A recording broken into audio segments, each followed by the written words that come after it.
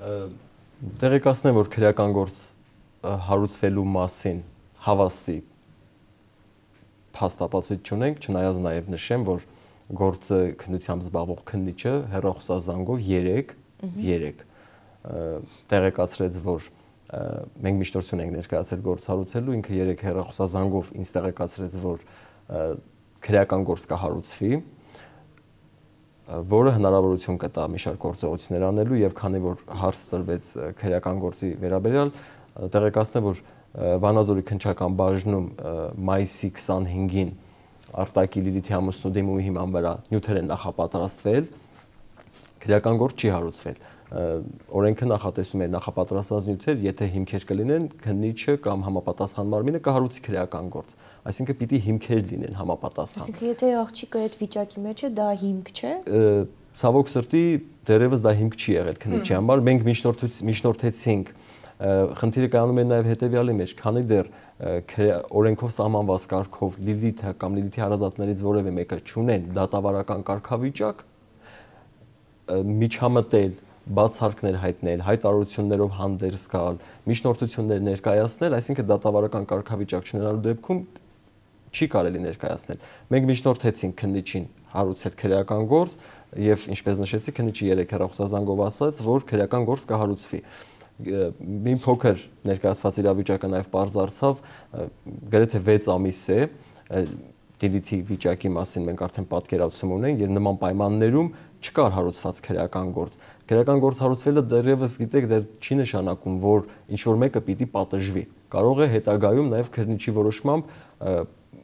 կարճել քրեական գործ, օրինակ հիմքերի բացակայություն սույն գործը չի բացառում, օրինակ ենթադրենք համաներմամբ ինչ որ քրեական գործից նախաքննության փուլում փակվի կամ դատարանում փակվի, դա էլ չի բացառվում։ Հարուցելը դեռևս չի նշանակում ավա, սակայն գործի զարգացման տրամաբանությունը զուտ իրավաբանորեն, եթե մենք դիտարկում ենք, մայիսի 25-ին Լիլիթի ամուսինը դիմում է ներկայացրել։ Ընդամենը մի քանի օր անց քննիչը որոշել է նշանակել փորձաքննություն, որի պատասխանը փորձաքննության եզրակացությունը շատ կարևոր է եղել քննիչի համար, որպեսզի կողմնորոշվի հարուցել քրեական գործ, թե չհարուցել քրեական գործ։ Փորձաքննության եզրակացությունը ստացվել է նշանակվել է մայիսի 31-ին, փորձաքննությունը փորձագետները 4 բժիշկներ են ստորագրել եզրակացության տակ, ստացվել է սեպտեմբերի 10-ին։ Այսինքն շուրջ 4 ամիս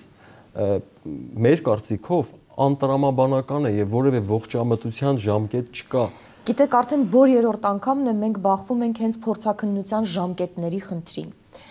Որպես փաստաբան հետաքրքրվել եք ինչու է այդքան տևել փորձաքննությունը, որովհետև կա ստանդարտ պատասխան, ասում են, որ նշանակվում են քիմիական անալիզներ, պիտի ռեակցիան տեղի ունենա, որը ժամանակ է պահանջում։ Դա բնականաբար ոչ բոլոր դեպքերին է վերաբերում։ Ինչով են բացատրում այդքան ուշացումը։ Սույն դեպքում որևէ բացատրություն, հիմնավորում կամ պատճառաբանություն չի կարող լինել։ Նախ եզրակացությունը, որը տվել են փորձագետներ, այսինքն այն հետևությունները, որը տվել են, սահմանափակվում են մի քանի նախադասությամբ։ Ընդամենը մոտավորապես 10 տող այս փորձաքննությունը, որը ըստ էության սկսվել է մայիսի 31-ին, ավարտվել է սեպտեմբերի 10-ին։ Որևէ հայտնագործություն, եզրակացություն հիմնավոր չկա, որևէ արժանահավատ հետևություն, որը կատարվել են փորձագետների կողմից։ Ավելին, մենք ստանալով փորձագետների եզրակացություն անմիջապես միջնորդություն ներկայացրեցինք կրկնակի հանձնաժողովային փորձաքննություն անելու եւ մենք հարցեր առաջադրեցինք նաեւ մի շարք հարցեր, որն ի դեպ քննիչի կողմից ընդունվեց եւ նշանակվեց արդեն սեպտեմբերի 25-ին նշանակվեց կրկնակի փորձաքննություն։ Առաջի փորձաքննության եզրակացության մեջ ուղղակի մեզ համար անհասկանալի, արդեն ես նշեցի, մոտավորապես ինչ ախտորոշման մասին է խոսքը գնում, ես դրան եթե ժամանակ ունենանք մենք հաղորդման ընթացքում կանդրադառնամ, բայց փորձագետների եզրակացության մեջ կա հետևյալ ձևակերպումը, որ ես միտք ասեմ, որ Լիլիթին ցուցաբերած բուժօգնությունը կատարվել է տեխնիկապես ճիշտ։ Մենք չենք բացառում, որ տեխնիկապես ճիշտ արել, օրինակ բժիշկը համապատասխան հագուստով է եղել, բժշկական գործիքները մաքուր են եղել, սակայն արդյոք մասնագիտական առումով պատշաճ ձևով է կատարվել, բովանդակային առումով։ Տեխնիկական ճիշտ լինելը դա դեռևս չի նշանակում, որ Լիլիթին ցուցաբերած բուժօգնությունը եղել է սահմանված կարգով։ Ոսո հաստոցի մոտ աշխատող բանվորին ասեին դետալը պատրաստվել է տեխնիկապես ճիշտ։ Այսինքն ճիշտ նյութից է պատրաստվել, բայց անորակ։ Հասկանում, հա։ Մենք այսինքն եւ նաեւ ես նշեցի փորձագետների եզրակացության մեջ այդ հնարավոր ախտորոշումը, որը նշել են թոքային զարկերակային թրոմբոեմբոլիային բնորոշ փոփոխությունների առաջացում, սա ինչու է նշվել մեր կարծիքով։ Վերջի տարիներին նաև պաշտոնական տվյալներ կան, առողջապահության նախարարության կայքեջում կատարված նաև մասնագետների հետ հարցազրույցներով այս ախտորոշման բավականին շատ են այս ախտորոշումը նշվում փորձագետների կողմից նաև դժբախտ դեպքերով ծննդաբերության ավարտները։ Վերջին շրջանում, վերջի 3-4 տարիների ընթացքում շուրջ 10 դեպք հենց այս ախտորոշումով միշտ հանկարծակի է լինում եւ միշտ հնարավոր չէ փրկել։ Եվ շեշտ է մի բան, որ ստեղ գրած է թրոմբոեմբոլիա իրամուտ հայտնաբերվել մայիսի 19-ի բանով, լուսանկարներով են իրան կատեի որոշը, բայց մայիսի 24-ին նորից են նկարել իրան ու չի եղել ոչ մի բան, մաքուր եղել թոքերը։ Իսկ 19-ի նկարները տեսել եք, կար։ Տեսել եք, քննիչի մոտ է։ Իսկ 24-ին որտեղ է կարի արդեն երևույթ։ Էլի նորից նույն բժշկուհին արե, նույն հիվանդանոցում, արդեն մաքուր է։ 4 օրվա մեջ դա չի բուժվում։ Եթե թրոմբոեմբոլիա է, դա 4 դա օպերացիա է։ Եթե թոքի թրոմբոեմբոլիա է 2-ից 4 րոպե կենտանի մնար, ոչ թե 6 ամիս հավրի։ Չէ, դա կարող է չփոկվել թրոմբը, այլ ուղղակի խցանված լինել, եւ խցվածի հոսքը չապահովվեր եւ ուղեղ ուղղակի սնուցում չստանա։ Բայց կադենցուչի դա առողջ է։ Ոչ մի ձևի հարց գոյություն չունի։ Մենակ դադաքննչականն է այդ դիագնոզը դրել, որ փրկվին բժիշկները։ Ըստ ձեզ մեղադրանք կառաջադրվի եւ ինչ հիմքեր կան այս պահին։ Մեր կարծիքով կան բավարար հիմքեր մեղադրանք առաջադրելու, չնայած դա առավել հիմնավոր կլինի երկրորդ փորձաքննության, կրկնակի փորձաքննության եզրակացությունը ստանալուց հետո եւ քննիչը կունենա բավարար հիմքեր մեղադրանք ներկայացնելու որոշակի անձի կամ անձանց սույն պահին ես չեմ կարող գնահատականներ տալ թե բժիշկներից ում կամ ընդհանրապես ում կներկայացվի, սակայն մեր կարծիքով կան բավարար հիմքեր եւ շատ կարեւոր է նաեւ կրկնակի փորձաքննության եզրակացությունը մենք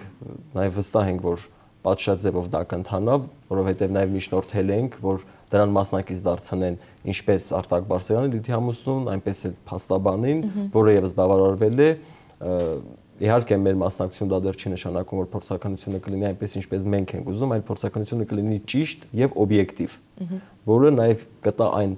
բոլոր ապացուցողական հիմքերը, որովհետեւ քննիչը որոշակի գործողություններ կատարի։ Նաեւ վկաների ցուցմունքները համադրելի վերջո շատ բան պարզվում է հենց վկաների պատմածով եւ ոչ միայն փորձաքննության։ Գիտեք, ինձ մի բան հետաքրքրեց, փաստորեն մեր օրենսդրությունը չի կարգավորում այն իրավիճակը, երբ տուժողն ինքը գիտակցության մեջ չէ։ Այսինքն, եթե տուժողի աչքի տակ կա կապտուկ,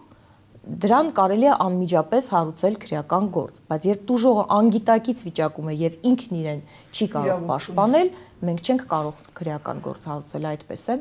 Ոչ թե քրեական գործ չենք կարող հարուցել, կարող ենք հարուցել, սակայն քանի դեռ սույն գործի շրջանակներում, քանի դեռ ըստ նախաքննական մարմնի կարծիքի,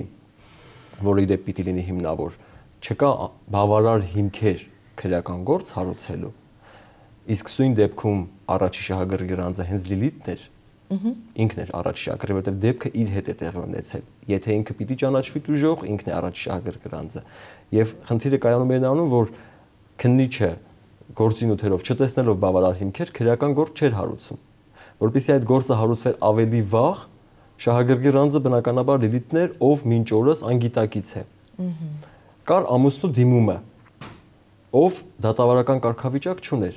որովհետև չուներ Լիլիթը։ Այսինքն հրավիրել փաստաբան, հրավիրել մասնագետներ եւ այլն, սույն դեպքում թվում է թե աբսուրդ է թվում։ Լիլիթը չի կարող դիմել քննիչին, որ իրեն ճանաչեն տուժող։ Քննիչն էլ ըստ իր համոզմունքի չունի բավարար հիմքեր գործ հարուցելու։ Սպասում է փորձագետի եզրակացության, որ ինչպես նշեցի, 4 ամիս գրեթե հետո ստացվեց, ոչինչ չասող, եթե օրինակ այն դիմումներն ու միջնորդությունները, որը ներկայացրեցին, եթե չլիներ այդ չհագրգռվածությունը, դատավարական կարգավիճակ չունեցող անձանց կողմից սույն դեպքում Արտակի բարեկամների կամ ես չունենալով կարգավիճակ, եւ քննիչը կարող էր նաև մերժել, որովհետեւ դուք չունեք դատավարական կարգավիճակ, բայց ինչպես նշեցի, 3 քննիչը զանգարեց եւ մենք միջնորդեցինք, որ հարուցիլ քրեական գործ ունենանք կարգավիճակ, որպեսզի կարողանանք հետագա գործողությունները կատարենք։ Բայց դա տևեց մոտ 5 ամիս եւ շատ փորձակնություններ արդեն այն արդյունքը չեն տա, ինչ կարող էր լինել առաջին ժամերին։ Մենք ճիշտ եք նկատում, մենք ունենք այդ մտավախությունը դեպքի վերաբերյալ արտակետ, եթե չեմ սխալվում, օգոստոս ամսվա վերջին մենք հանդիպեցինք գործի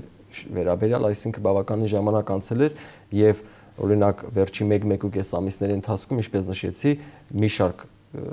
բուժհաստատություններից ստացանք քննիչական մարմինից, այսինքն գործի որոշակի տեղաշարժ կա։ Գործի որոշակի տեղաշարժ կա։ Հուսով ենք, որ գործը հնարավորինս արագ ընթացք ունենա ճշմարտությունը բացահայտելու համար։ Ճշմարտությունը, որովհետև ի վերջո նման սա այն դեպքը չէ, որ ամիսներ շարունակ ինքը պիտի ձգձգվի։ Այն դեպքը չէ, հատկապես մասնագիտական առումով բժիշկների կողմից փորձաքննություն կատարելը չեն կարծում, որ ինքը այնպիսի ծավալի գործեր, այնպիսի շատ դրվագներ կար, որ մոտ 4 ամիս 4 բժիշկներով պիտի գրեին 10 տող։ Օրը մի տառ։ Շնորհակալություն, որ համաձայնեցիք, որ եկաք տաղավար, այս պահին մենակ մի բան ուղղակի աղոթենք Աստծուն, որ Լիլիթը գրկի իր փոքրիկին։ Միայն այդքան։ Շնորհակալություն։ Մենք մի քանի փորձագետի հետ զրուցեցինք բարձելու համար ով է մեղավոր, որքանով օբյեկտիվ կամ անխուսափելի էր Լիլիթի կոման։ Ոչ ոք չի կարողանում հստակ պատասխան տալ։ Ցավոք կա նաև մասնագիտական համերաշխություն, երբ երբեմն բժիշկները լռում են կամ ասում են կես ճշմարտությունը։ Մինչդեռ հղի կանանց խնամքը պետք է լինի առողջապահական քաղաքականության անկյունակարը։ Նրանք զավակ են պարգևում ոչ միայն իրենց ընտանիքներին, այլև երկրին, պետությանը։ Ու որքան առողջ ու ապահով ծնունդ լինի, այնքան ավելի առողջ ու ապահով քաղաքացիներ կլինեն։